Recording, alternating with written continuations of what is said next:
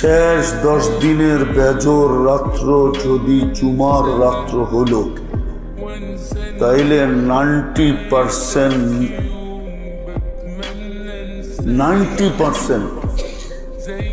নিশ্চিত যে লাইলাতুল কদর ওই রাত্রে। আমি আরেকটা যোগ করতেছি, আর ওটা যদি কোরআন খতমের রাত্র হয় তাহলে তিনটা একত্রিত হয়েছে আজকে,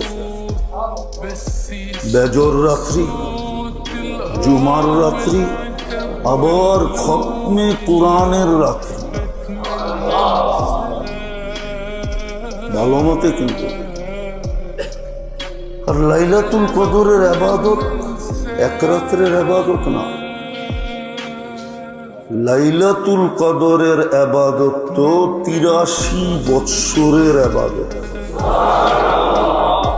যেই নেকি লাইলাতুল কদরে করবে, যেই নেকি করুক, যেই লাইনেরই করুক, চাই সেটা নামাজের করুক, চাই সেটা তেলাওয়াতের করুক, চাই সেটা তসবির করুক, চাই সেটা তাহলিলের করুক, চাই সেটা দুরুদের করুক, চাই সেটা ইস্তেগফারের করুক, চাই সেটা দানের করুক, চাই সেটা সৎকার করুক, চাই সেটা খয়রাতের করুক, যা করবে এটা 83 বৎসর লেখা হবে।